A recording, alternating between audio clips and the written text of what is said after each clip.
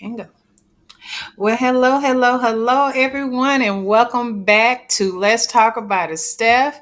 I hope you all had a wonderful week. We sure did, and can't wait to talk about a lot of these hot topics. We have definitely had some interesting things that wound up happening while we were away, and we definitely want to get into these hot topics. And one of the main things we want to talk about is this big, beautiful bull crap. I'm gonna say it like that. I know Dell will be on here with me today. It was a struggle to get it out. It was just a struggle. I just don't know. And then we're gonna definitely make sure that we talk about what's going on in South Texas. First of all, I want to definitely make sure that I send my prayers and condolence to the family and friends down in Cary, Texas, and also in New Mexico. So there's been a lot of floods and going on these past couple of days, and it's like this is the most I've ever seen it rain in July, especially here in Texas. But I definitely, you all have my thoughts and prayers with you, and I hope that somebody can still be found alive. So I'm gonna bring Dale on, and we're gonna be talking about all of this crazy stuff that's going on, especially this big, beautiful bull crap that's gonna affect everybody and a mama.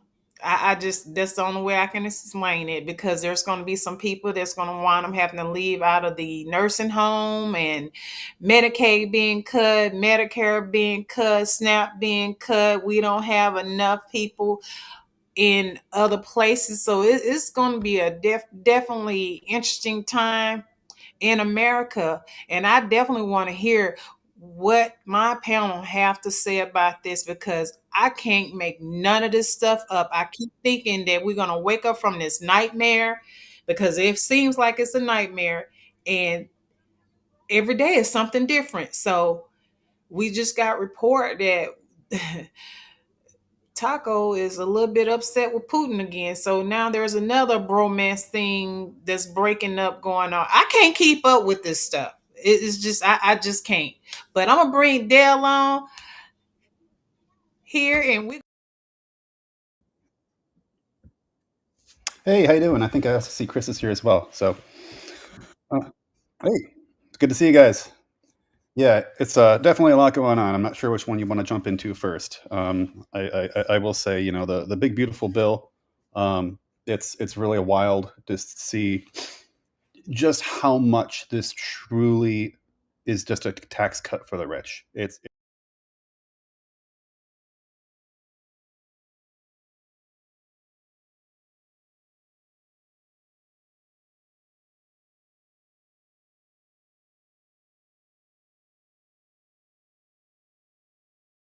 is interesting to see how even Elon Musk is against this. Now, of course, Elon Musk is against this only because it hurts his EV industry.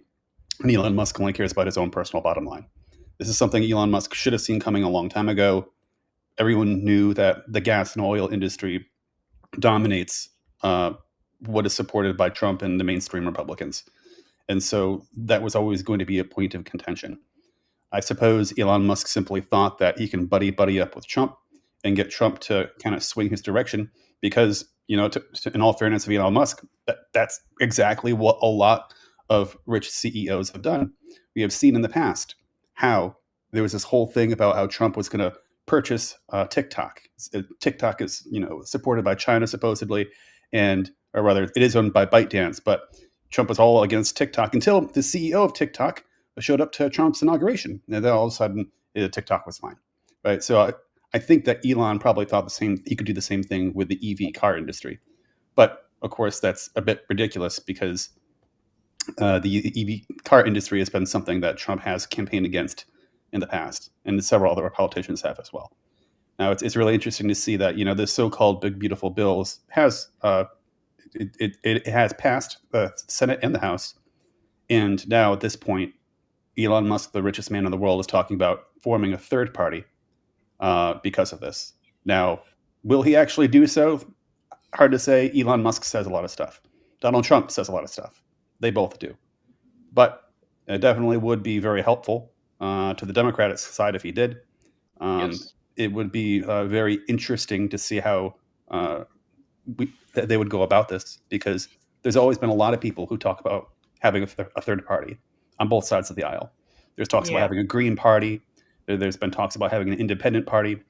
Now, Elon Musk is talking about a supposed American party, though he doesn't seem to go very much into detail, at least not yet, upon what that party would specifically stand for and what its values would be.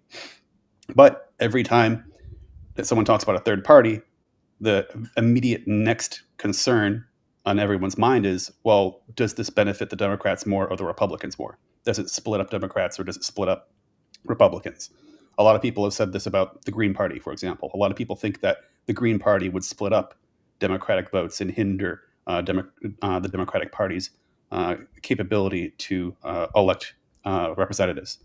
But it will definitely be interesting to see if this goes forward and how much more of a point of contention this becomes. But it's ultimately, in the end of the day, the so-called Big Beautiful Bill, it's littered with a whole bunch of tax benefits for the rich. With this, people, the rich will get richer and the poor will get poorer. There's a lot to say about that, but rather than steamrolling the conversation, I'll pass it over to Chris to introduce himself and say hello, because I think we Hi, just got Chris. started. Welcome back. Thank you, thank you, thank you. Nah, Dale, made some very good points. So the only thing I wanted to add is this bill is a theft bill. I mean, you're taking. I mean, it's cruel, it's immoral, and you're taking from people who don't have very much already. So, it's a big theft bill because that's what it is. I mean, that's lining the pockets of Trump. It's lining the pockets of all the billionaires, and it's just cruel and immoral. So, um, yeah, I mean, it's terrible. It's terrible, and it's sad that that people are so depraved. Well, I guess I shouldn't. If you study history, I mean that comes as no surprise. That the wealthy have always been like that. They will sell their firstborn or whatever they have to make a dollar. So it's really it's astonishing. Yeah, it's astonishing. So um, it's going to hurt a lot of people, and for what? And also, people need to realize that with them cutting Medicaid, um, if you already have a job and you have insurance, that's going to make your premiums go up. The whole thing with the Affordable Care Act, and I'm affected by this personally because um, I've got a policy for my son. Um, I pay all in 177 a month. That's dental, that's vision, that's health, very affordable, and that's because of the ACA subsidy, and that's going away at the end of the year. And you know, that's definitely I'm going to feel that personally. So Okay. Well, I can definitely tell you from what I have read, and mostly a lot of it's hearsay. They're trying, and it might be actually true. They're trying to make sure this bill goes in effect come December of 2026. So they want to make sure that they don't upset their bases, and they're going to push it for December. So they're going to wait till after the 2026 election and really try to push this out. So my thing is that I understand because first of all, we have a lot of people that depend on Medicaid, they depend on Medicare, yep, and I'm a insurance agent, and I can tell you it's really hard to talk to people just by themselves about getting health insurance, or more likely I do life insurance, and it's really frustrating sometimes to get people yeah, to get their what they need, because a lot of times absolutely. people have it. And, and I think to your point, Stephanie, a lot of people don't really understand insurance, and it's let's face it, something that that's the last thing you want to talk about most of the time is your insurance. And earlier in the year, I was trying to during open enrollment. What I was trying to do is tell people, like, look, if you're at a certain income level, take advantage of the ACA, because that subsidy that you get from the ACA, and I can tell you from personal experience, that's a game changer. Yes, you have to pay tax on it because it is taxed income, but that helps you get an affordable policy. Because before that, unless you worked for a company that had good insurance, or if you were made enough money to afford a low deductible, um, low monthly premium plan, Hmm. you couldn't get.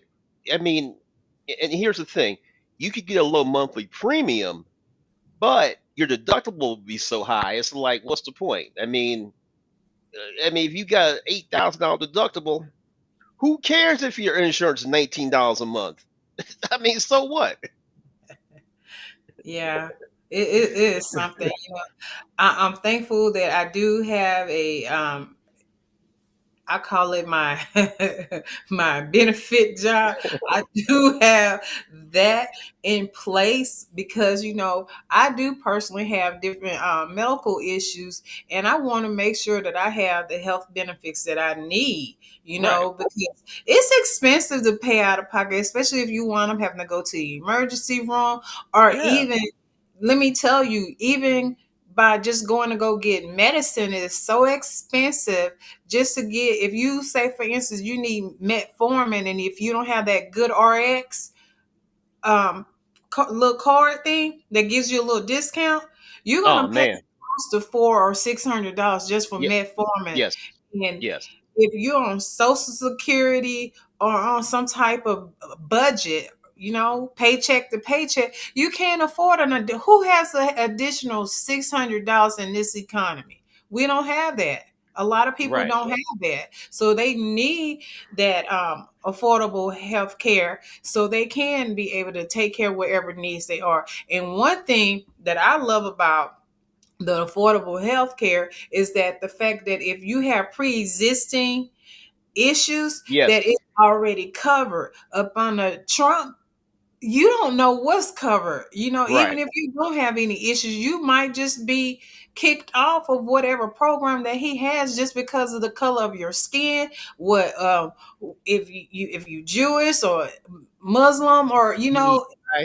yeah. So you really don't know what to do. But what I tell, especially like my seniors, and of course, they push that back too. So it's at an age group. So if you're in a Yep. particular age group, you're still gonna retire out and get your income at a certain age. I think I barely made it. I mean, barely made it. So I'll still be able to retire at age 65, but they pushed it up to 70. I'm sorry, but I'm not going to be working until I'm 70 years old to get what I already put in. And Right. then with all these massive cuts that he has done, why in the world are we paying for federal income? Why are we paying them? Why are we paying them? I'm like, Exactly. don't take no taxes out. And then this is where I really wish that Walter was on here to tell us about these loopholes uh, with the taxes. Because I'm like, I don't want to have to pay. If you cutting all these services for the people that actually You got. need it, Yeah. that's Yeah. what we What's the take point? out. Yeah. And then my Social Security. I kind of want my Social Security. I remember how much it was. Remember when they used to send you out the how much your benefit is if you decided to go on Social Security right now? Yeah. I knew how much mine was. I was like, oh, okay, I need to work a little bit more. I'll still be okay. But it's the fact that who can survive off of, it's going to be hard to survive off of $3,000 a month. I'm sorry. Yeah. Yeah. It's hard as Yeah. heck. Yeah. Yeah, absolutely. Absolutely. And I would say I'd be a little bit careful when we say, "Oh man, like why are we even paying the taxes if it's not going to help us?" Actually, I've seen a lot of Republicans say that, and this is one of the Republican strategies: is they underfund our social programs to the point where the social programs fail to function, and then when the social Yes. programs fail to Yep. function, then they say, "Well, you know what? Why are we even spending money into these programs?" Well, technically, yes, but the social program's not working because it was sabotaged. Yeah. And this is the way that Republicans tear things down. But you're absolutely right about how, most Americans are living paycheck to paycheck. And on top of that, we definitely do have healthcare issues. And as you were saying that we don't know what Trump's plans are for healthcare. There's two things there. For one, you're absolutely correct. I recall in the last presidential debate, I think it was, or rather, he was asked what his plans were for healthcare, and he said he had quote concepts of a plan end quote, Yeah. and never has since gone further into it. But there was a time before then. The first time Donald Trump was president, he had a trifecta, and they basically said, rather the Republicans in Congress said, all right, we need to decide if we're going to or repeal and replace Obamacare. And they were struggling with that. And they actually did come up with something like a healthcare plan, but they turned it down themselves because one of the pre existing conditions literally was rape. And, basically what you're saying is if you make rape a pre existing condition, then what you're saying is that no woman can admit that they've been SA'd. Otherwise, if Oh, they wow. mention that they got SA'd, they'll lose their health care. Right? And that's absolutely insane. Even Republicans voted that down, but that was the Republican plan that they came up with, Mhm. right? Now, this time around, they're not even touching healthcare. I think they've learned their lesson. They learned that they can only talk about the border and that's it. And then they talk about, quote, waste, fraud, and abuse, unquote, which again is just the way they try to tear things down.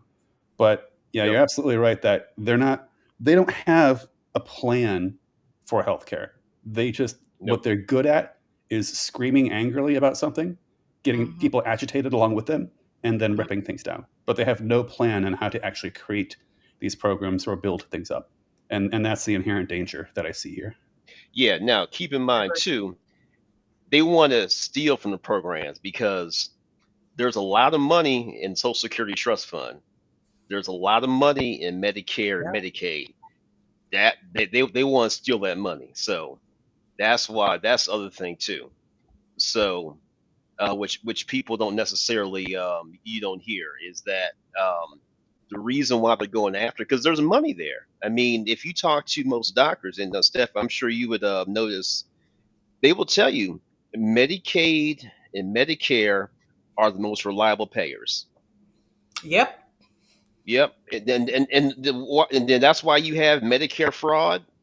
You don't Mhm. have Medicaid. You don't have people trying to fraud something they ain't got no money. So Exactly. And there's a big old issue with that going on right now. I think they arrested like 91 people and like a bunch of doctors that were billing, triple billing people, yeah, So if you're going to address things like that, Medicaid fraud and Medicare fraud, I get it. Matter of fact, you need to be looking at some of these insurance companies that are being the physicians are double charging so they can get yep, more money out of these insurance companies. Cause I'm right. like, you gotta look at these codes, what they're putting on.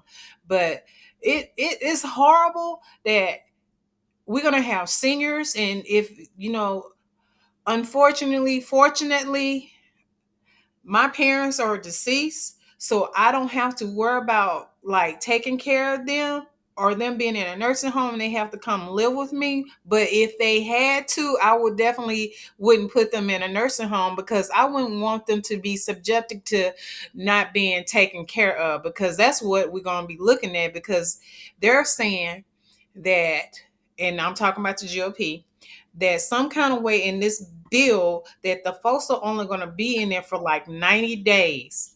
And if they're like in rehab, they have a certain amount of days to be in rehab. Then they go to the nursing home, and I think they have like 90 days in there. So even though you paying for this, if they're on Medicare, they're gonna get kicked off for that. And I don't think it's right that our Oh, that's seniors horrible.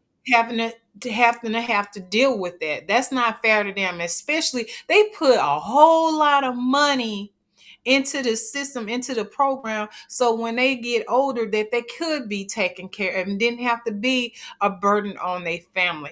And I feel like this is elderly abuse coming from up there. And I don't know why our Congress on the other side did not see this. I guess they think they're gonna live forever or something. I don't know, but it's a problem for me. Oh yeah, absolutely, absolutely. And the other thing is too, doesn't Medicaid cover like 40% of the assisted living and nursing home facilities? Yes. Okay, so and these people that are like all these MAGA supporters, so I don't think they realize that okay, if they're elderly person, if they can't pay out of pocket, they cut Medicaid, they're on the hook. And Hmm. if you can't pay, you can't stay. You know, they're going to put their love, no, their parent or whomever they're supporting. They're going to put them out. If you can't Yeah, pay, and yeah, you gone. that's exactly what's going to happen. And here's the crazy thing is, we know like right here in Texas that we have a huge problem in our rural areas, right? That Right. they have already closed down a lot of the hospitals. Now, the hospitals that are remaining in some of these rural parts, they depend on Medicare. They depend on Medicaid. You Yep. know, we have Lone Star for our kids. But if you're cutting that, the hospitals are not going to be able to stay afloat because regular people who have private insurance, everybody don't pay their bill. That's I'm right. just gonna keep it Yeah. real. Okay. Everybody do Yep. not pay their bill, and then, because the struggle is real. I was listening to this one gentleman saying that he had been in the hospital for like 90 days, and I'm like, I probably would have had a heart attack if I had to stay in the hospital for 90 days. His bill was almost $1 million. How the heck are you going to be able to afford to pay for that? There's no way he'll be able to pay for it. He'll be It's dead by Yeah. the impossible. time he It's pays, Yeah. impossible. get it Yeah. paid Yeah. off. Yeah. Yeah, you were talking about how the things will definitely get hurt as Medicaid gets cut, as the so-called big beautiful bill is doing. And it's actually, unfortunately, it's already been like that. Back when I was on the Mhm. campaign trail, I talked about this story a lot. This woman named Kennett. Kennett is a woman. She came to our Frisco Democratic Club breakfast club one day, and she was saying like, "Hey, look, I have this serious problem." And we eventually, I helped her actually build a presentation, and she did this presentation at one of our Frisco Democrats happy hour. This was a long, long time ago. But Mhm. she's a healthcare provider for assisted living. So she and her employees go out and help people who can't cook for themselves or people who cannot necessarily be left alone. She's a healthcare provider for assisted living, and she's saying, hey, the Medicaid rates haven't been adjusted since long before the pandemic, and inflation's killing us in the sector. This sounds like a very uh, well-known story because this is the same thing that happened with our education system here in Texas. Yeah. The basic allotment hasn't been increased since long before the pandemic, and inflation's killing our public education system. But the same thing is happening with HHS, the Health and Human Services, here in Texas, because I forget what the acronym stands for, but it's called RUG levels, RUG. And these RUG levels are what determines how much money Kinet and her company gets redeemed for through Yep. Health and Human Services for the assisted living people. And she's saying, I can't afford to keep them anymore. Like, I'm literally hitting the point where, like, I don't want to do this, but I'm having to drop my Medicaid constituents and only keep those who can pay out of pocket. And she's like heartbroken by this because she doesn't want to do this. She knows these people, but she's just sitting this like, I don't have a choice. Otherwise, my company will Wow. go under. And Wow. it's devastating. It's heartbreaking. And the thing, again, this is a story. Connect. She came to the Frisco Dem Club. This was a while ago, like a long time ago, before I even started running for office. And with the so-called big beautiful bill now, I mean, things are only going to get worse. I mean, for a while, we always talked about how, like, we're losing needlessly $10 billion a year by not being part of the Medicaid expansion program here in Yes. Texas. Yes. But with the further cuts with the so-called big beautiful bill, it's going to get worse. Like, I don't know how people are literally going to survive. It's absolutely heartbreaking. So It Dale, is. this is one of those things that people really, I don't know I've never had to experience anything like this here. So this is we're making history right now, and unfortunately, we're on the bad side of history, but we can continue on the fight. Any insurance agent out there, still talk to the people about making sure that they get their own private insurance, get the low as much, just get something. Don't just not have anything, have something just in case. You Okay. know, um sometimes we have to cut back. Like Right. today, I had to go redo my insurance, my car insurance. And I was like telling my sister, I said, I can't believe I got to pay an additional big old deposit just for insurance, for car insurance. And I'm switching companies. And I'm like, oh my God, you know, Yeah. I didn't realize how much everything has gone up. I'm like, man, I should have stayed with who I was with, but everything is going up.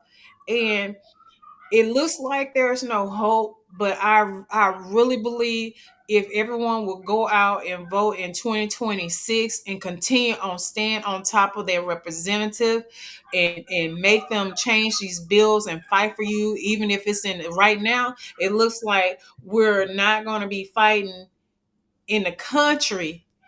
We'll be fighting in the state to try to protect what we have in the state to take care of everybody. So everyone, please make sure that come November, I think they got amendments that we got to vote on this November, and then next year is a lot of seats are open. Y'all, please go out and vote, and don't forget what they did because Yeah. hurting all of us. Yeah. And I think it's important that we keep that messaging out front of how devastating this bill is, and just make it plain to how that's gonna how that's gonna devastate people. Yeah. It's definitely going to be bad, but I can say this here: don't give up. I know it's ooh, your babies are acting up tonight. Yeah. Sorry about that. I'll be right back, guys. Hang on. Okay, yeah. All So good. I know that Yeah. My problem. I wife have that just same came. problem too. Yeah. Yeah. My wife mine's was. downstairs. Yeah. I got 5 chihuahuas. So, Oh Lord, they need attention. and then then we're babysitting my brother-in-law's dog, who's a beagle. So we got Oh, 6 dogs over here. oh Nice. Lord, you got a whole hotel for dogs going on over there. I know where to send mine at. Hey, you know what? We also, me and my wife do dog sitting. So hey, we'll Okay, hook you up. yes, because I plan on my husband, he was threatening me. He's like, "We gotta bring the dog with us. We go out of town." I'm like, I don't want to bring the dog with me. That means I gotta be responsible. Hey, send them over here. Listen. I will definitely do that. I will definitely do it. Yes, You'll have and plenty of company. We got a big yard to play in. Hey, you know, we can provide a nice vacation for oh, well, great. I definitely them. will have to make sure I hook you, look, reach out to you because we definitely going to be needing to go away somewhere, especially after I had this wonderful little surgery. I said, y'all, I'm like, I need to hurry up and have this surgery before he say, hey, we're getting rid of private insurance. I'm like, let me hurry up. Can y'all Yeah, hurry really. No, up? no kidding. I'm, I know I'm that's like, right. yeah, and I know it's making a lot of doctors nervous too because that's how they make their money. And I don't Yeah, think that they didn't, first of all, they didn't look at this big beautiful BS bill. They didn't read it. They tried to pass everything in the middle of the night. Nothing good happens in the middle of the night. Nothing. You know? And What's the ain't nothing good happen after 1 o'clock? After 1 o'clock. I'm not gonna tell you what my mama used to tell us. It's always very Ain't nothing telling. open in the middle of the night. It's always very I'm, telling I'm gonna leave it like when that. Yeah, there you go. it's always very telling when Republicans have complete control of the government. They have a trifecta, but for a while there, they weren't sure if they can actually get it to pass the Senate and the House because there were some holdouts. And in the end of the day, I believe it was the Vice President Vance. I believe had to break the tie. Yeah, I think in the Senate, right? Oh man, So yeah. lousy Lisa. Yeah. So Yeah, That Murkowski. senator from Alaska, she I hope they get her out because I'm like, you did all of this grandstanding and Chip Roy too. You did all of this grandstanding saying what you was not gonna do, but because he pulled you to the room, they had this backdoor deal going on. He pulled her to the carpet, saying, "Hey, this is what we're gonna do," and she was like, "Okay, I'll take care of my state. I don't care what Guys, happened to the rest that's of you." evil. That's That evil. is pure That evil. yeah, Now, what if we did Alaska like that? exactly. Well, you know what? Also, here's the thing too. Blue states fund, they carry all the red states. So blue states can say, look, all right, Gavin's all right, okay. California, we're not sending our federal tax dollars no more. New York, okay, fine. you know. So you want to do that? Hey, you're supposed to, then the red states we'd be screwed. We They wouldn't be will screwed as be. much as like Alabama, Mississippi, and the other, but those other states would be in really in even worse shape than they are now. I know, and that's the one thing. Like my home state, first of all, it has turned red, and they know they need every penny that they can get. So there should not be ever any type of cuts out there because the simple fact is they depend on a lot of Medicaid. They depend on Medicare. You know, the women who need to go have medical help to pay for their bills, they need that. I Yeah, know when I was pregnant with my kids, especially my first one, I needed certain assistance to help me because I wasn't making that type of money to be able to pay for. Do you know it costs well, it probably not now, but it costs $3,000 up to maybe seven. I'll give it 7,000, right, to have a kid. yeah, I can't even yeah, imagine how much it costs now without having the help of insurance. And especially when you decided, oh, let's take away Planned Parenthood, let's take away this, and don't have a one of those pregnancies where you have complications. What you gonna do? right. yeah, it's crazy to think that the Republican Party calls itself pro family and pro life. If they were truly pro life, they would feed the kids in the schools with school lunches. If they're Exactly. truly pro life, then they would make sure that we have a functional healthcare system. So there's nothing pro life about this. I mean, like my sister, for example, she just gave birth to twins, and there was a Congratulations, Dale. yeah, Oh, yeah, but Congratulations. there was a complication, and I didn't know this could happen, but apparently she had twins, and apparently one of them, I guess, I got a little too rowdy and punched a hole in their sac, and Wow. so for a while oh, there was a huge scare. And in the end of the day, they're healthy, they're born now, they're alive, but there was a very serious scare there, and that is. Can you Yeah, she's imagine her being here in Texas having that type of complication? That's exactly yeah, what I was about to say. That's exactly yeah. what I was thinking because she's up in Boston, right? And so Okay, they're she's a gonna take very care blue of area. there. Yeah, and they did. They took care of it. They're alive. They're healthy. But boy, I tell you, if she was down here, where we Oh do not man. have, Yeah, I it's, don't it's think our healthcare system down here is even up to par as the one up in the Boston area. But Exactly. it's Oh, also because we did lose, I know, like a lot of like OBGYNs in Texas. A lot of them left the state because they, they they did. were afraid of like what if they're ever caught in some sort of legal situation, and also the laws keep changing, and so if someone wanted to have a career of being an OBGYN, it made more sense to leave the state of Texas and then work in a blue state. But now we have a lack of OBGYNs and things like that, and a lot of other healthcare providers down here in Texas, and so it's really it's tough. It really makes things difficult on everyone.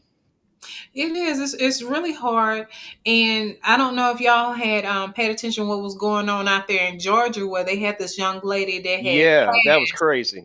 That was I'm crazy. like, I can't. I have one daughter, and I can't even imagine her passing, and we can't make a decision over her over what happens with her, and you're being cruel to her body by making her go full term with a pregnancy that might not even be viable, but you're going to make her do this. There's no brain activity. I'm like, I, that upsets me. That really Yeah, upsets me that's about that. And I'm like, how many other women are you torturing like that?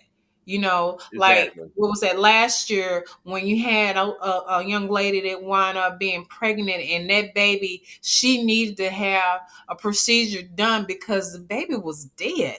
Yeah, And they yeah, wanted her to yeah. keep that dead baby in her and have it. And I'm like, she might not even make it to 9 months. Do you know That's what right. happens? It rots in your body, it gets Wow. into your bloodstream, and she could die. So I'm with y'all. How are you saying that you pro-life? And I am a Christian. How you gonna say you're a Christian and you doing harm to another human being? That's not how you're Right. supposed to do that. That's not what No. God wanted you to do, you know. But I'm not gonna get on that soapbox right there because I could stay on it forever. But we're gonna move on. So we all agree that this big beautiful bull crap is just exactly what it is. It's bull Yep. crap, and we just need to have people to go out in November and vote for amendments. I don't know what's going to be on the amendments. I'm quite sure that it's going to be something crazy because Greg Abbott is calling the senators back to Austin through the flood and everything else is going on. He's calling them back for a special session So they that can has, gerrymander. yeah, you know, Texas is broken.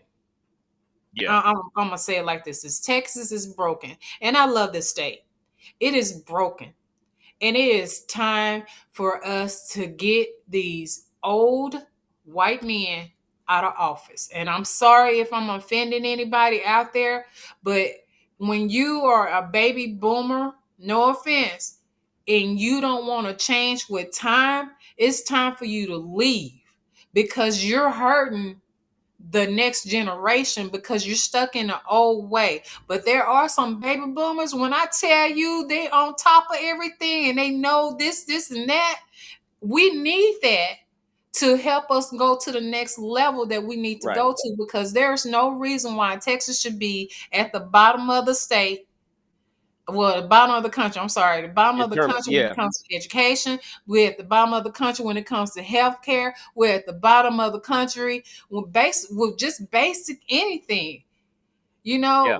But we have so much opportunity here, and it's so much wealth here, old money wealth here, that we could be so much better. But we have got to get these bad apples out and put people who actually care about people in office, because you cannot change if you're still doing the same old thing.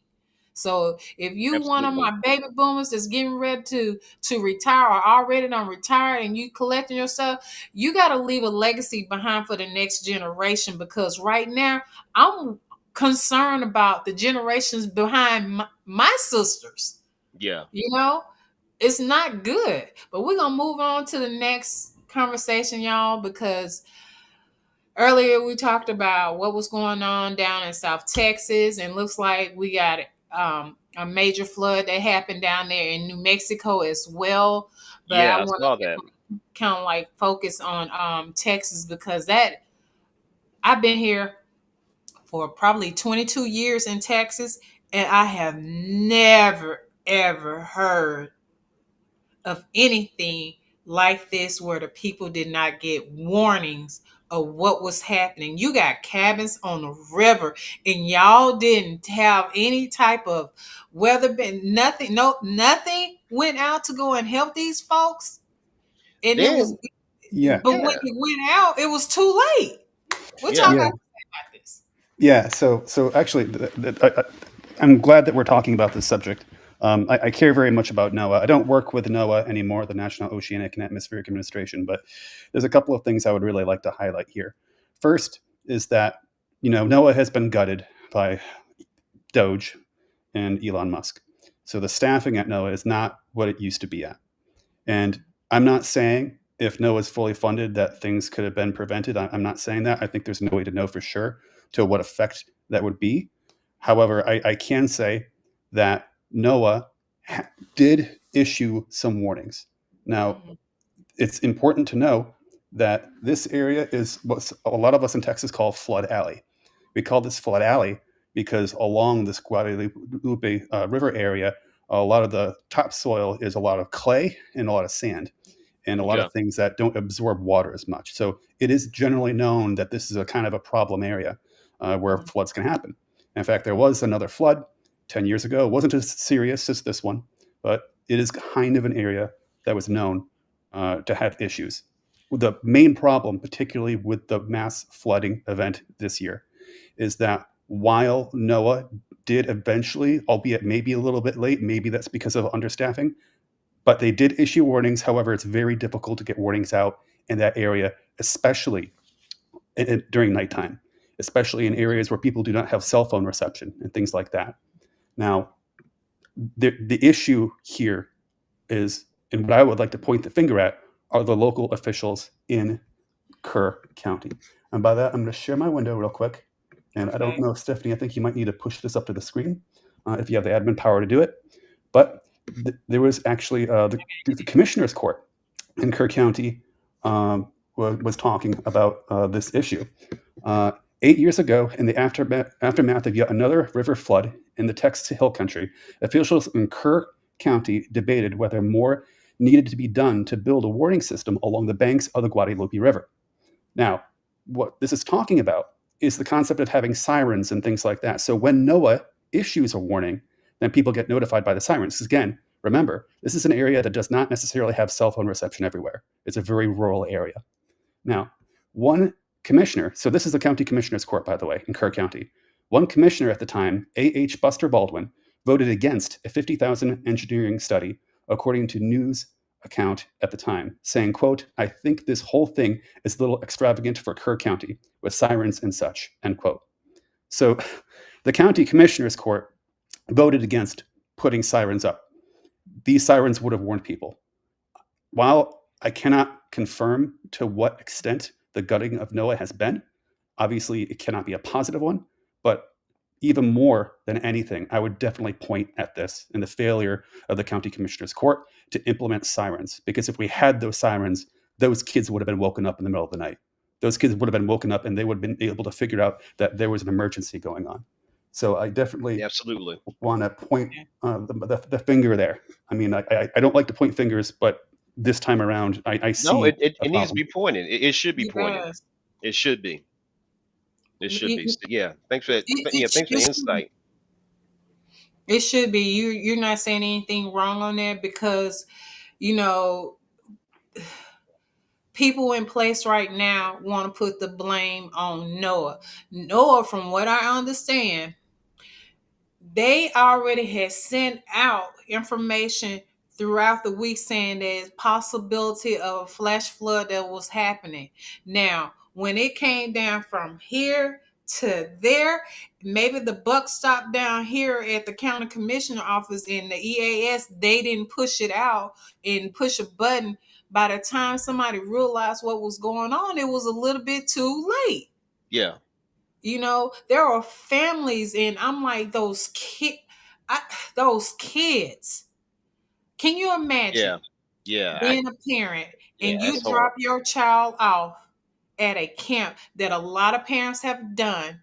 They drop their kids off at these camps, and the next thing you find out, you get a text from your child saying, "I love you." That's it. Wow. Yeah, My Wow. heart well, That's goes out to those parents that have to experience losing their yeah. child. yeah, it's absolutely heartbreaking. I mean, it's heartbreaking, and a lot of them probably didn't even have the luxury of sending a text to their parents because a lot of them did not have cell phone reception. It Yeah. was in the middle of the night. I mean, it was just the worst case scenario. And don't they And take again, their cell phones? Like usually at camps like that, it's all about,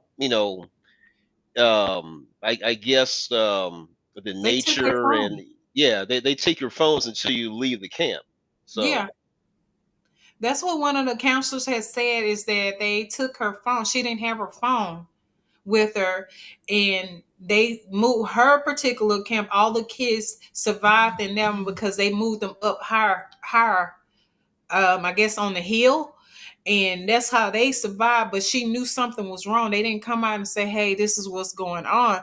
And my thing is, Just like we had these tornado sirens, and you know that you're down there in hill country, and you know the cell phone tower is not very good out there. Why did you not have some type of siren on the lake, so if it's going out, or have some type Right. of meter out there, so it should have went off? And I know that now they looking at it saying, man, we should have spent the money. You should have spent the money, and I'm not gonna lay off on you, because that's on you. Y'all did a Yeah. disservice to your community, to those babies. You this is on you. This is really on you. We can't stop nature, but we sure can do a lot to help people know that, hey, this is what's going to get ready to take place. Right. Yeah. I mean, we have this in Denton County. All the time, not all the time, but whenever there is a tornado warning, sirens Yeah. go off. And Ooh, there's not know. Exactly. necessarily a tornado Yeah. all the time, but we've Yeah. seen a lot of circulations. When I hear those sirens, I know immediately to turn on WFAA. I watch Pete Delkus. He's one of the weather Yeah. meteorologists here, I think ABC News. Yes. But to not invest money into a siren warning system was heartbreaking. Is that, again, in an area where you don't have cell phone reception, NOAA can issue all the warnings they want to, but they're not going to be able Right. to reach the people there, not without the sirens. So it's Exactly. Yeah, absolutely but hard. hey, they had to spend that money to harass migrants. So with Operation Lone Yeah, Star. yeah. Not to Yeah. go off on any tangent or anything, because, well, I mean, I'm sorry. I didn't know if you want to talk more about it, Chris, but I was about to go into Marjorie Taylor Greene's response to the whole thing. Oh, But go ahead. Go ahead. No. Oh, we want to hear Yeah. this one. Yeah. Well, I guess if you guys haven't been following, and I didn't even want to do this, but something in the back of my head thought to myself, I bet Alex Jones at Infowars or Marjorie Taylor Greene are going to say something crazy, and of course they did. They're trying to blame this on so-called weather weapons. Marjorie Taylor Greene, I'm going to go ahead and share my screen again because I don't even know why I pay All right. attention to these people. But if you can use your admin powers to put this back up again.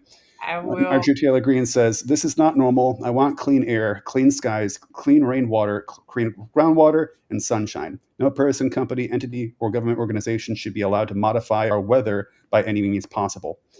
Um, Basically, she's talking about a conspiracy theory where they believe that, air quotes, weather weapons exist. And they want to claim that Democrats literally can control the weather. She's hell. basically, the reason she's pushing this is because she's actually, and I kid you not, she's actually pushing legislation forward saying that there's like a House bill she's pushing forward that will ban the use of these so-called weather weapons, these things that do not exist. They do not exist. We do not have the ability to control the weather. If we did have the ability to control the weather, that would be awesome because that means we can stop all the tornadoes and things like that. But Yeah. in her worldview, We can flood out all the Republicans. In But fact, but what's going on here is like, what sucks about this though is she is taking advantage of a tragedy. We yeah. just had a desperate tragedy where a lot of lives were lost, and these are the lives of children. Yeah. These are the lives of children, of families. And Marjorie Taylor Greene's response is to push a conspiracy theory about weather weapons controlled by some sort of so-called globalists, and to push her bill forward now and advertise her House bill. She's using a tragedy for her political gain and for her that's gain yeah. political momentum, and that is absolutely disgusting. I mean, I would look at her tweet and I would say, maybe just don't vote to defund the things that tell people about the things about these things, while also defending the programs that fix these things, that keep these things from happening. Just a thought. Don't Yeah. try to vote for the big beautiful bill that further cuts to things like NOAA and stuff like that. It's the cuts to these warnings. Particularly, Yeah. again, I blame more so the Yeah. county commissioner's court about not installing sirens.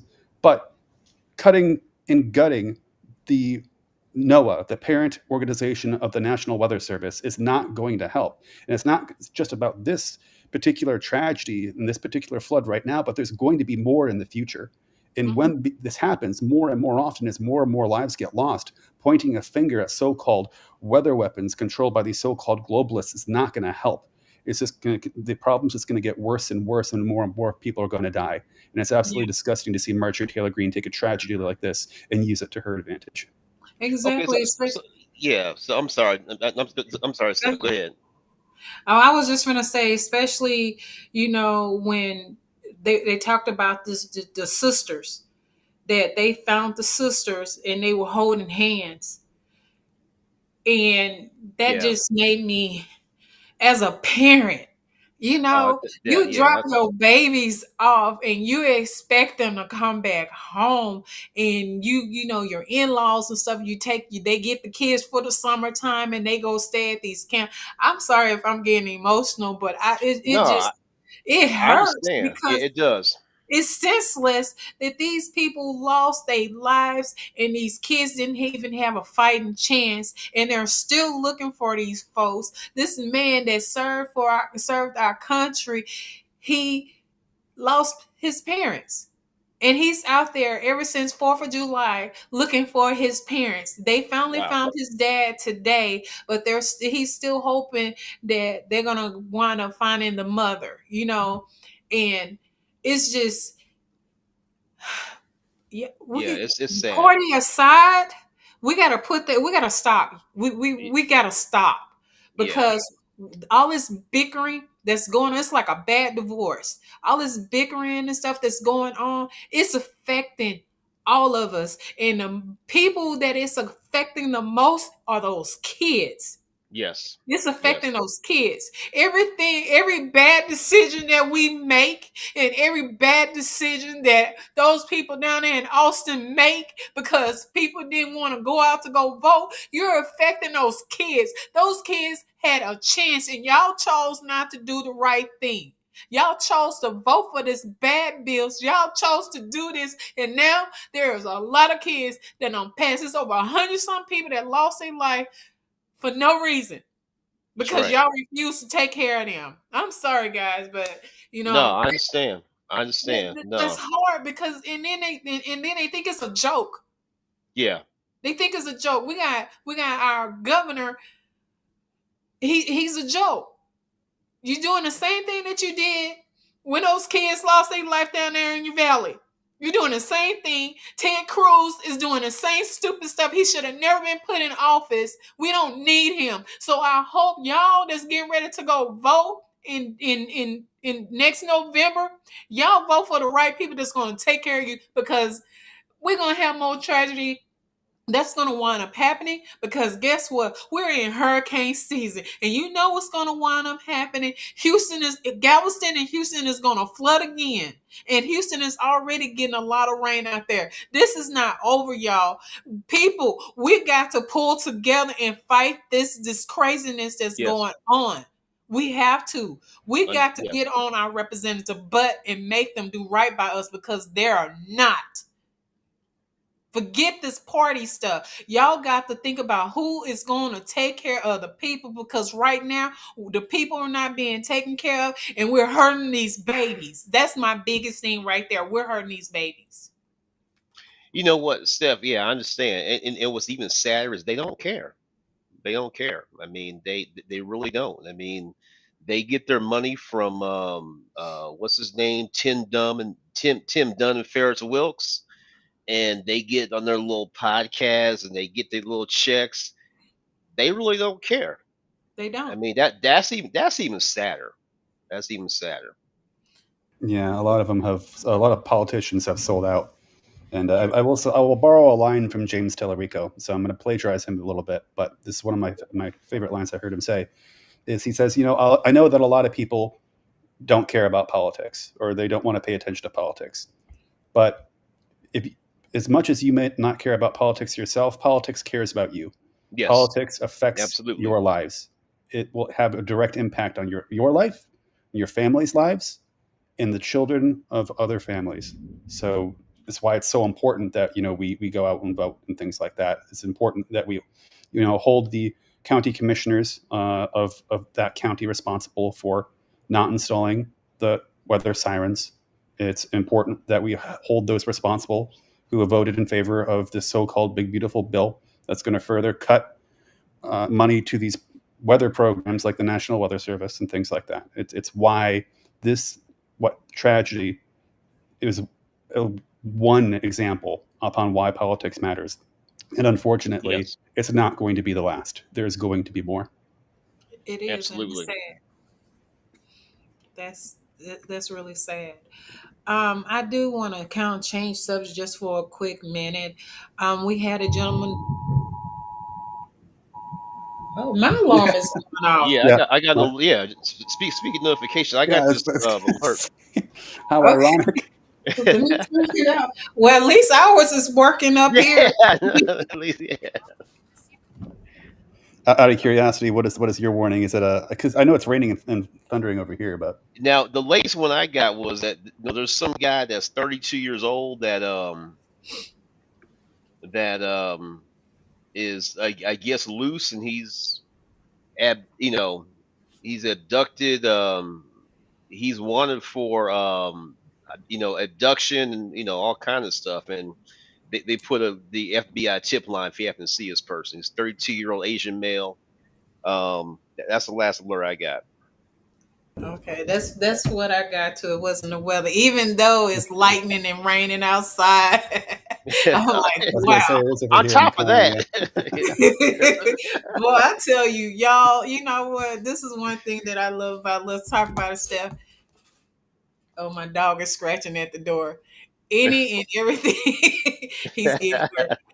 Anything could wind up happening and stuff. And I definitely want to appreciate you, both of y'all, for coming on here and talking about it. I know, Chris, you want to talk about this revolution, but I'm gonna put this shout out for David Smith that was on here last week. He has a like boots on the ground type of agenda that's going on to okay, where you're doing like the community night watch and telling people about how to keep your lights on so that you can so criminals won't be coming to your house. The more lights it is, the less likely they're gonna come because they're gonna think somebody's up, or regardless of the case. But we definitely gonna try to bring him on so he can talk about it himself, because I think it's a really good program to go back to okay, basics. I remember being a kid and we had something like that, like a neighborhood watch, because right now we got to watch each other's backs out here true, because yeah, it's getting hard, yeah, So I definitely want to give him a shout out. So, Chris, I'm going to let you talk about this revolution. okay. Well, okay, so I'm gonna ask you guys. There's two narratives about how the Revolutionary War was sparked. Okay, and how the United States was formed. Okay, so the first narrative is so you've got these poor people from England. Um, they come over to the United States for a better life, and they formed 13 colonies. Okay, okay, they formed 13 colonies, and then let's say about after 157 years, around 1776, they get tired of being ruled by a king.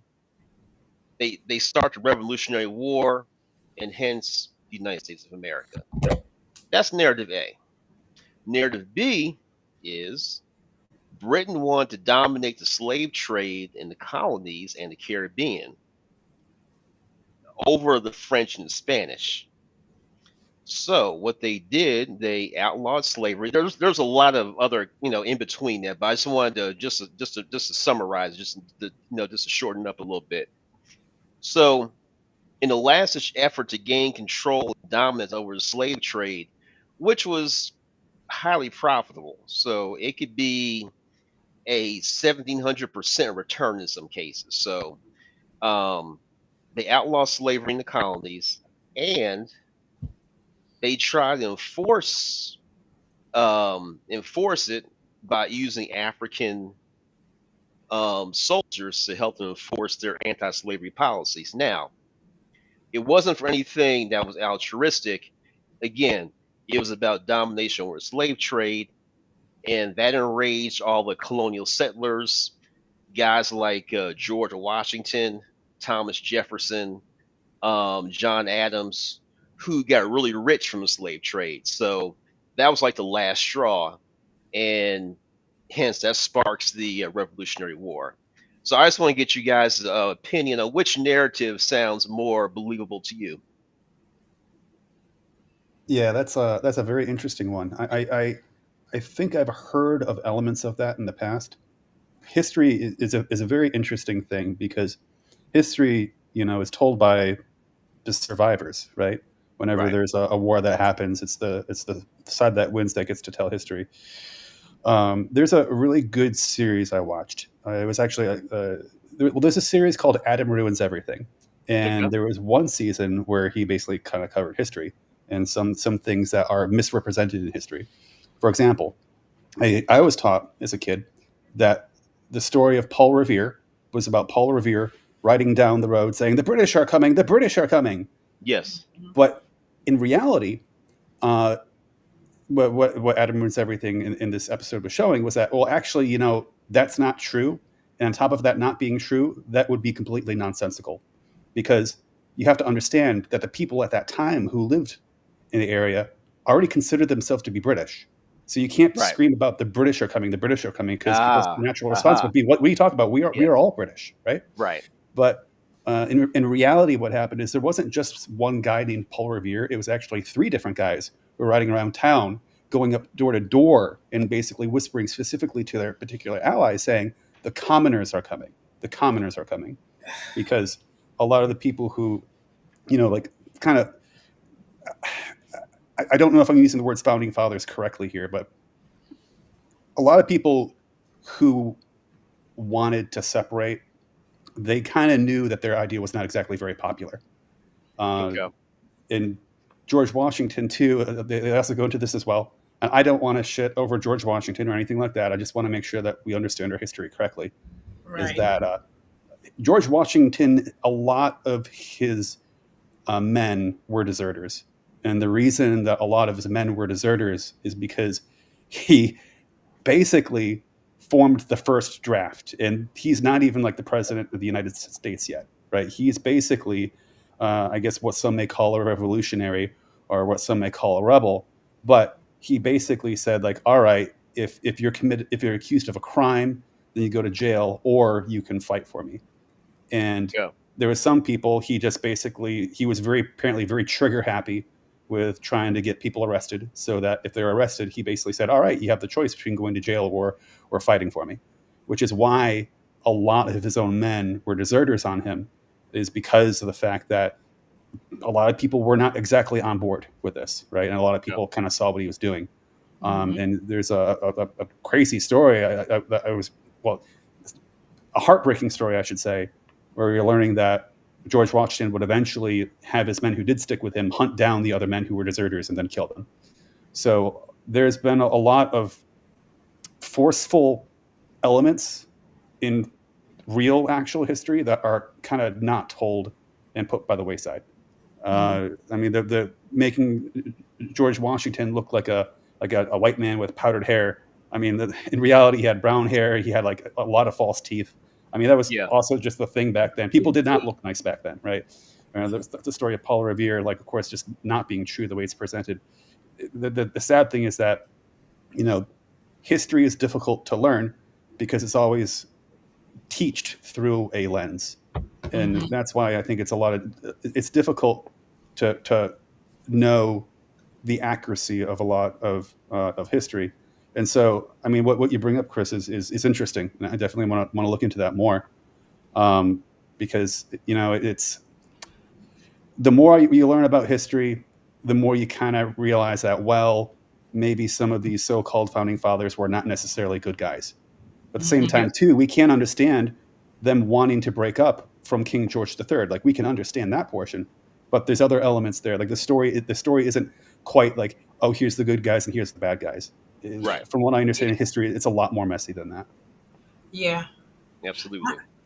Yeah, I agree with you on that one. It's like, to me, it's like history that we were taught back in high school does not make any sense. And Yeah. You're right, and you're right because you think about it. Okay, so think about this. So, how did all of a sudden these poor people in England came up with enough money to get a boat, sail across the Atlantic, and establish a colony? Like, right, just out of the clear blue, they're like, okay, yeah, you know what, be a good idea. I mean, that's what.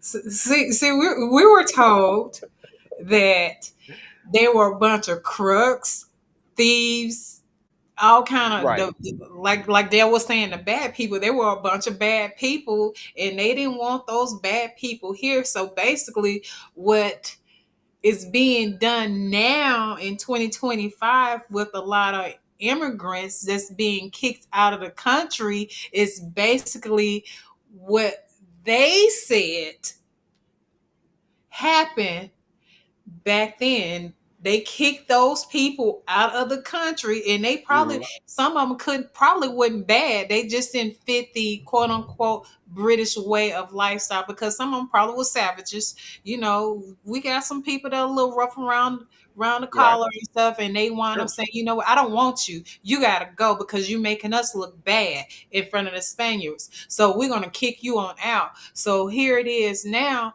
2025. We're basically, not us, but they're basically doing the same thing again. So it's like, if you don't learn your history and kind of like group it together, the little pieces here, and put it together, we're repeating it. And they want to kick history out. So the history that's actually factual, the kids are not going to know Exactly. what's what. They're not going to know the difference. They don't understand that my great great great great great great grandparent did this back then, and here we are, we're repeating the same thing because nobody said anything about it. That's why it's important, parents. This is a good time to start writing down what is taking place right now, because I Sure. promise you, they're gonna get rid of these historical people that's are taking, might be writing this stuff down. We got to write down our history so our kids to know it, and it'll go on, because they gonna lie.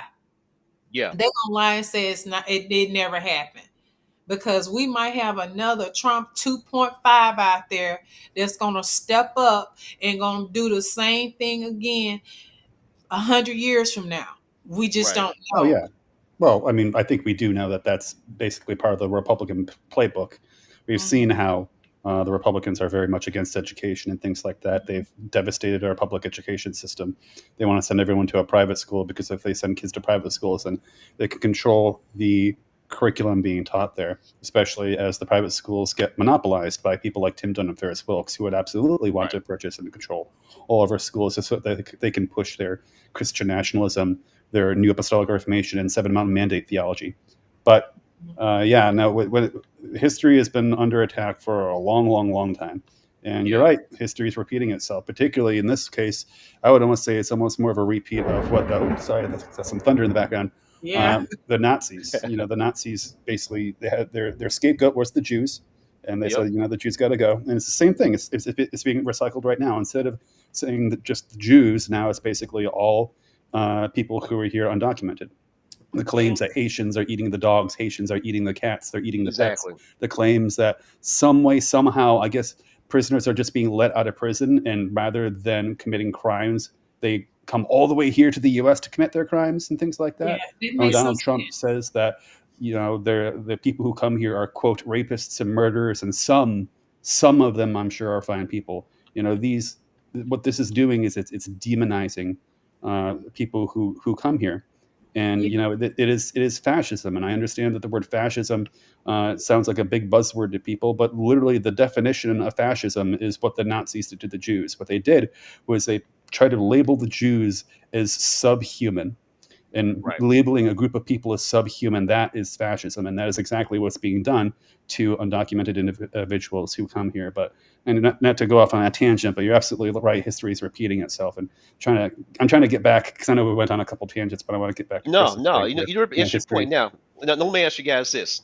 Now, would you agree that our country was founded in fascism? Because what's interesting is that we talk about, okay, so my take is when they wanted to defeat the British to continue slavery and and take over the slave trade, they created the Declaration of Independence, and they created um, the United States of America and called it democracy, but really it's fascism, because other component of fascism is you have brutal repression of a minority group, which are the slaves, and all your policies. support corporate interests, which were the slave traders. So Yeah. I mean, so right then, that's fascism right then and there. Yeah, yeah. That's an interesting one to say. Like, was this country founded on, what principles? I guess is the question here. I was watching this comedian called Miss Betty Bowers. It's Miss Betty Bowers, America's best Christian. It's actually a satirical comedian, but she was going into a historical aspect here upon how our country was formed and what the so-called founding fathers believed.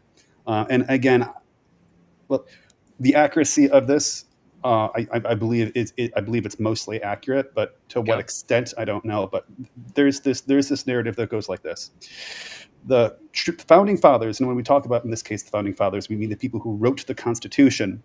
The way the Constitution was written was to say that, for example, there should be a separation of church and state. The separation of church and state is outlined in the very first sentence of the First Amendment. That's the Establishment Clause. Mhm.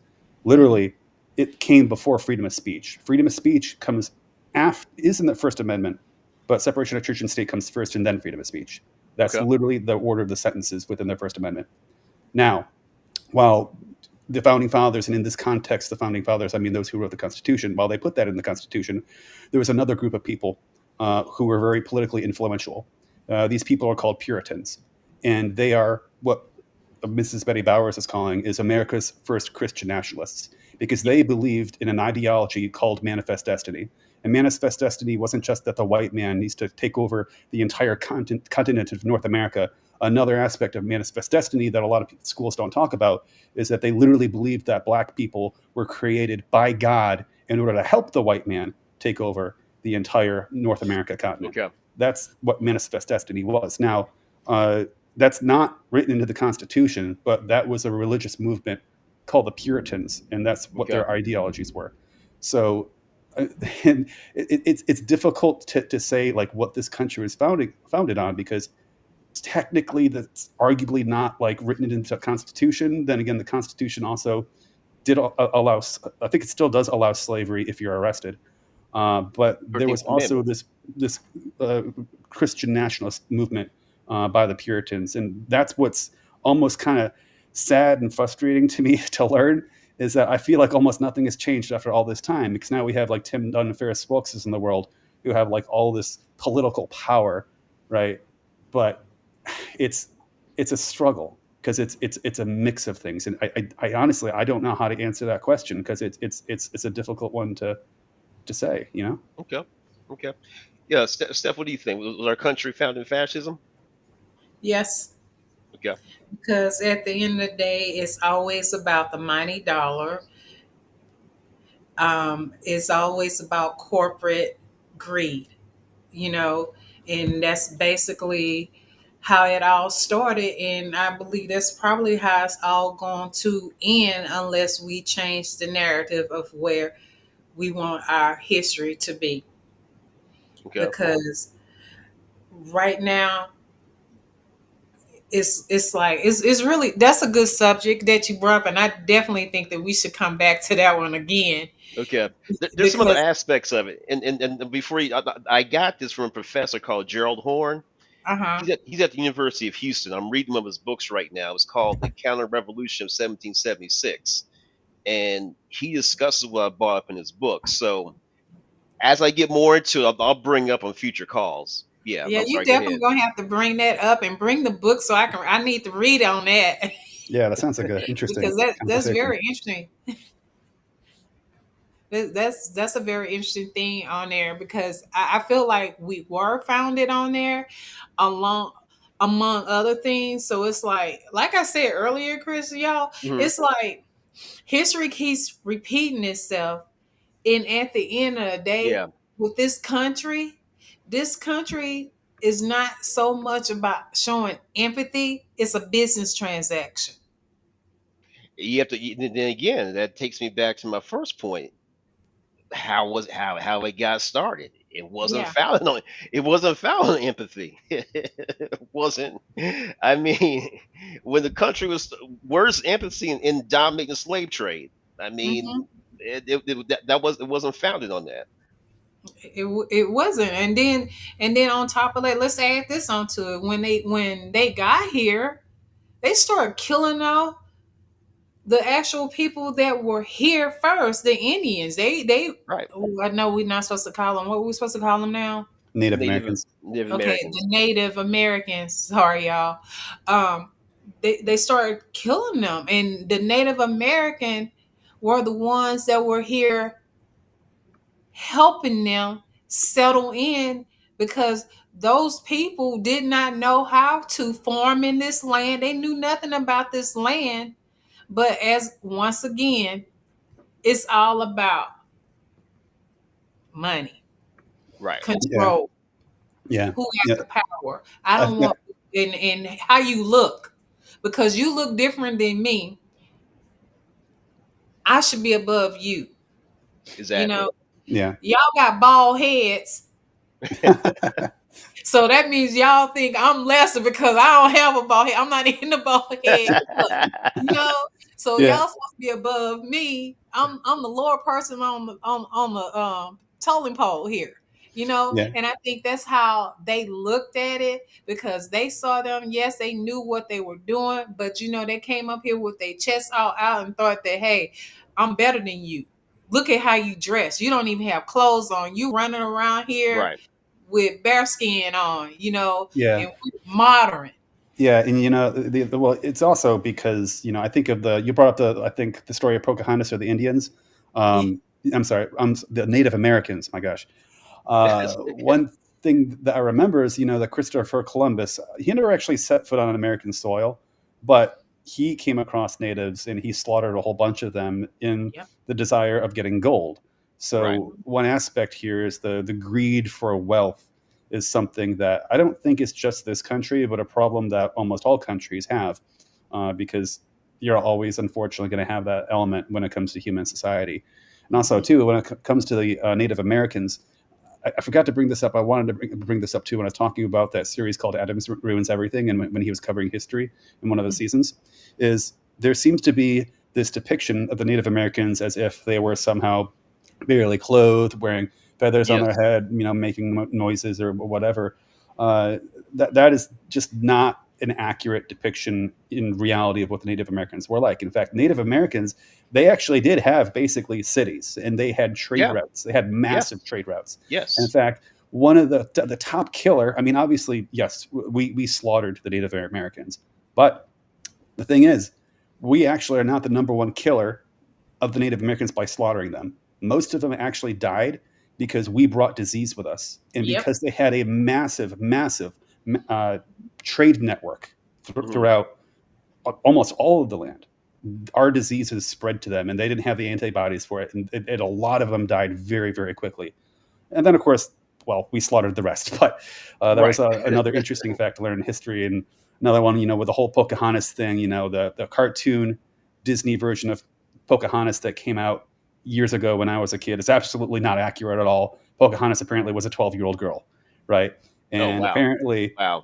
the guy who did Pocahontas survived, like she was able to get away, but like the guy who did slaughter her tribe went back to I think I forget where it was at, but he went back to whence he came, and he started telling stories. And he wrote a whole bunch of stories that he released, like in his books or memoirs or whatever, about how he had sexual relations with Pocahontas and things like that. Oh, Whether that's that's true or not, terrible. I don't know. But it's like, whoa, that's a 12-year-old girl. That's Right. kind of You know icky. what? I think that narrative is very believable, given what we know about the people that came to settle the land. Given what we know what kind of people they were, that to me that's very believable. Yeah. Yeah. Because, like I said earlier, they were a bunch of savages. They were Yeah. just what British say they were killers and murderers and ours, you know. So they did a lot of that. But it's important that we know our history, even though right now I feel they put woke they make woke sound really bad and it's not. We're No. waking up from this deep sleep that we were under and starting to question things that we were taught because now that we're older, our generation, now that we're older, we're like, wait a minute, none of that stuff make any Yeah. sense. Exactly. You know, Exactly. it makes no sense whatsoever. How did this Absolutely. happen? How did you come over here and you didn't have no lights? How did you come over here? You didn't Right. have GPS or waves telling you how to get here. How did you get here? And then when you got here, there were other people besides the Native American here. So who was here before us? Yeah, I Is will always say this. absolutely. They didn't teach us that. You Nope. don't learn a lot about the history of America when you go off to college. So kids go to college if you can Yeah, afford it.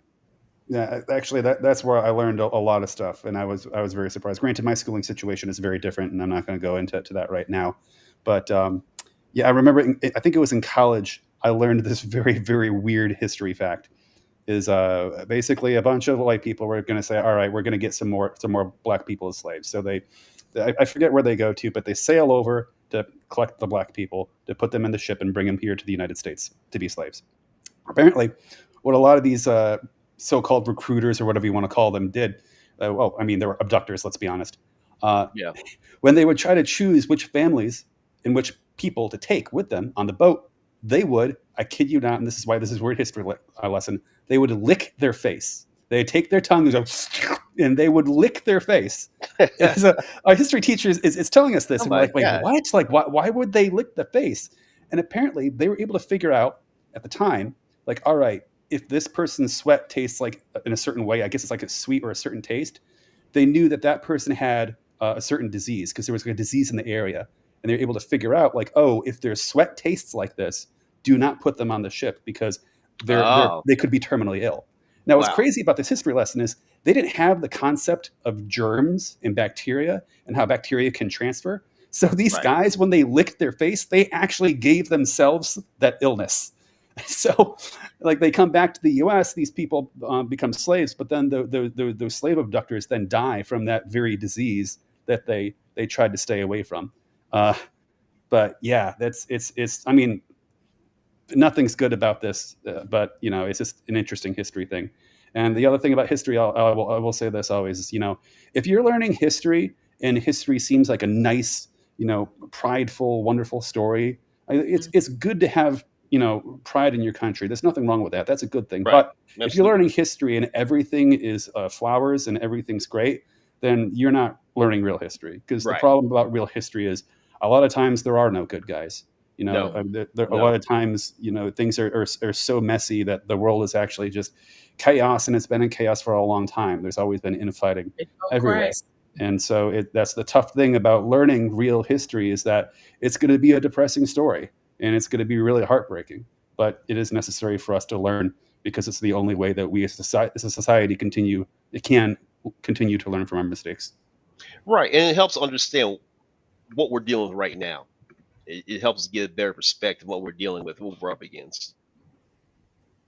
Chris, you're gonna make me have this conversation. If my kids come home this weekend, I would like to have a family discussion. I might have to film it, but I want to have a family discussion and see what they have to say about it. Because I know I have one son that's going to definitely be talking. Well, mom, well, this. I'm like, listen here, Theodore. They did not teach you that, But I it's know. I definitely learned that with no, the school I no. went to. No.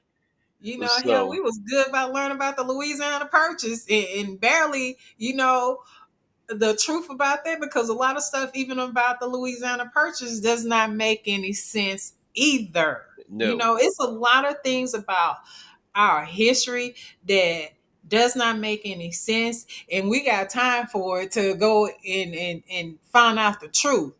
Try to put it together because, I'm African American, and I was looking through my family genealogy trying to see exactly what dock did you come on because you said, hey, some people came from South Carolina ship.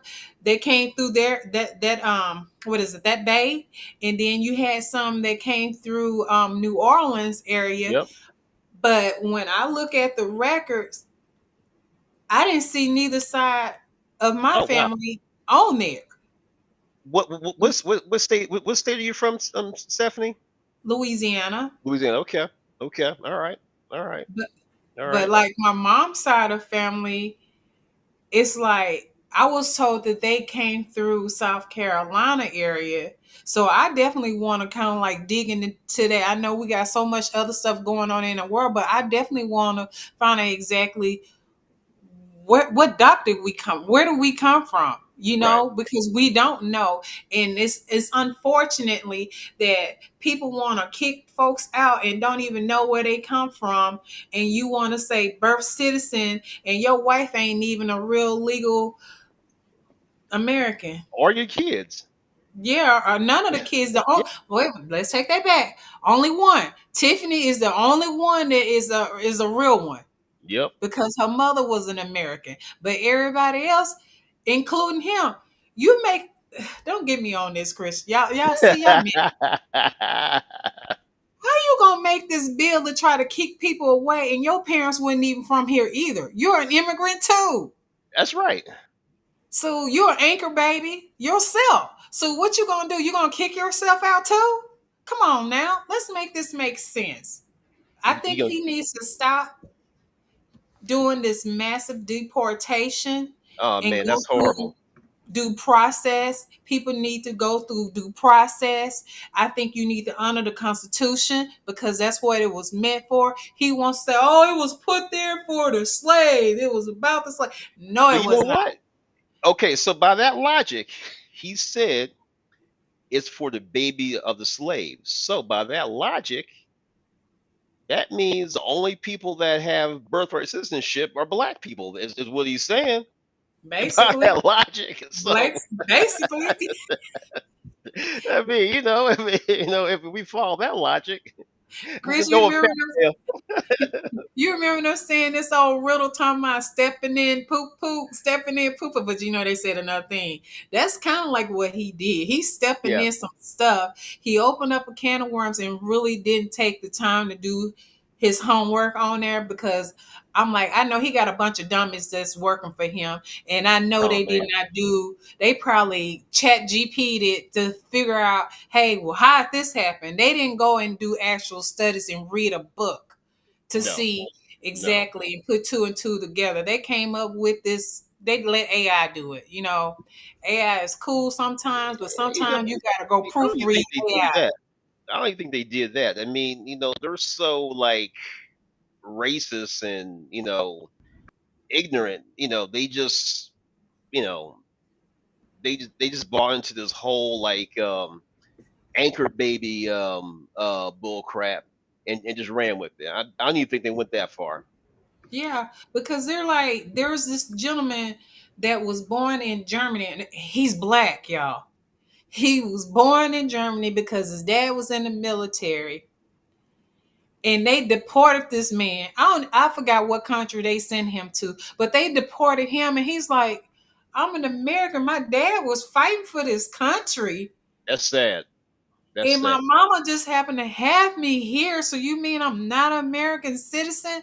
But here's the thing: when you're in the military and you have a child that's in another country, you got to go and it's almost like filing on your taxes, but you got to make sure that you do paperwork to make sure they're claimed here too. So it's all kind of paperwork that you have to do before they come back. So I don't know the whole entire story on there because it sounds like it's some missing pieces, but it's just strange that they picked him out of all the military people that's around this country and overseas. They picked this particular person to go do that too. So we got a lot to discuss, and I know we can't get it all in one night. Hey, and I I know, appreciate y'all's perspective on and the reason why I thought it was important is because we just have Fourth of July, and then next year is going to be the 250th anniversary of the country. So, and I think as we approach various holidays, I think it's important that as a group we get the context and the true um, historical context behind those holidays and what they truly mean. So, I appreciate you guys on that. well, Yeah, what, absolutely. that's I think it's a the really West good Side. topic, and I would like to talk more on it. I know we're Okay. out of time, but definitely next time let's talk about it more because Sure. there's Sure. a lot more. As I was thinking about it, there's a lot more history, like little stories that I've learned that I would love to talk about because Well, Okay. there well, there put there a are a pin in lot there. of We weird have to things in come back history. and talk about it next week. All right. Cause Okay. I can't, y'all. We stayed on here. It's 8:30. We have been on here since for an hour and a half, and it was great talk. It And was.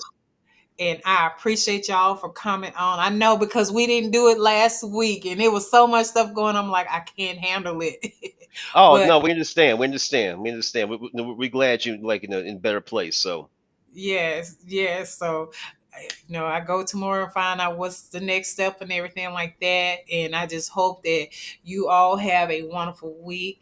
Um, take care. Go tell your loved ones that you love them and stuff because you never know when what's going to happen next. But I'm gonna let y'all close it out so we can go ahead and come back on next Wednesday at 7 and let's talk about what's going on because they're gonna give us all kind of content to talk about. So I'm gonna oh, let you no guys doubt. close it out tonight.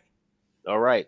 Again, guys, I really almost I want to thank you, Steph, for putting this on. I know that for allowing this outlet, and I think it's really important this time because people need outlets to express themselves of what's going on. If nothing else, to be able to have that sounding board and to have that sense of community. So I really appreciate you putting this on every week. Thank So you. I can't thank you enough. You're welcome. Absolutely. So, I mean, what Chris said, this has been a really awesome opportunity to try to reach people and to also have a record of us talking about politics, right? So I think that's going to be important for us in the future going forward, too.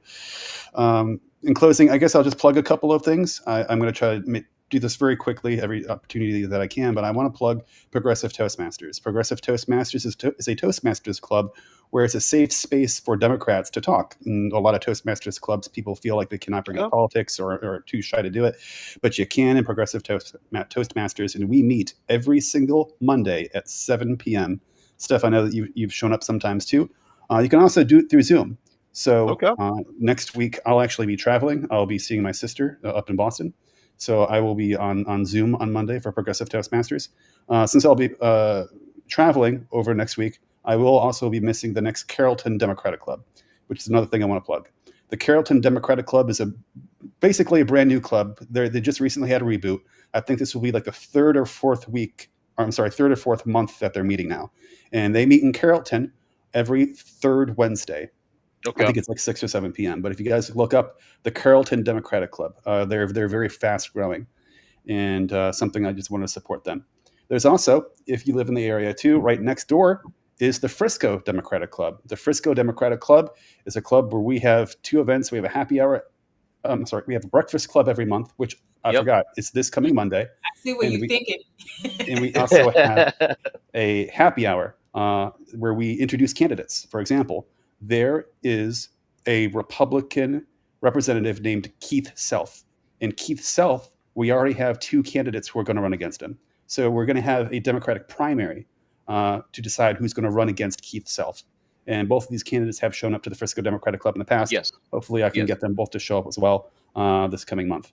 But yes, this coming Monday, unfortunately, again, I'll be traveling this week. So unfortunately, I'm going to miss the Breakfast Club. But please come to friscodemocrats.org to find out more information there. So, Progressive Toastmasters, Carrollton Democratic Club, Frisco Democratic Club. I think I got all my plugs in. And again, I want to thank you, Stephanie, for this space. Absolutely. You're so welcome. And like I said, this was just made for us to kind of like release because I know we took a beating last year with the election and stuff, and I just wanted people to have a place where they can just talk and feel comfortable just talking, and especially if you're a candidate and you want to get on here, I'm, the door is open. Reach out to myself or to Dell or even Chris. Reach out to us. We're all on social media. Reach out to us and let us know.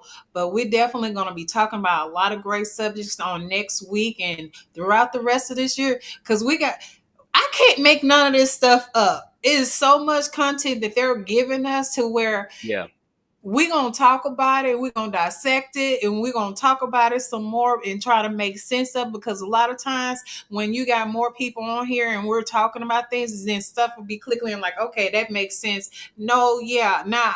I knew I felt a certain kind of way about something. So that's why we made this space just for people like us because a lot of times I tell my daughter when she's talking to her soldiers, sometimes you got to do peanut butter and jelly.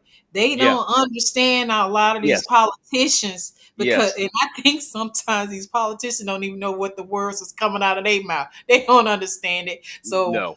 we want to break it down to folks and have a good conversation and stuff. And I want to definitely appreciate y'all for supporting me and supporting this page because it's like we need this.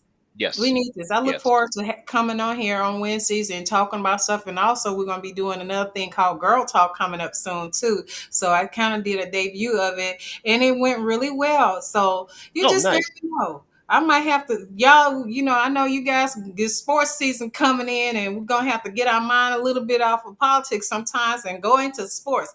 Now, y'all Hey, don't talk I'm about me. hey, I I'm a might, I'm a sports junkie, so okay. We're going to talk football. that's right. That's right. All right. Well, I will see y'all next week and thank y'all again. And if you're tuning in to Let's Talk About Stuff, please make sure you like and subscribe and come on here. Maybe you want to be a guest, but hit us up. Thank y'all. Y'all have a wonderful night Okay, y'all Yeah, take thanks, it and be guys. easy. safe. Have a good one. Yeah.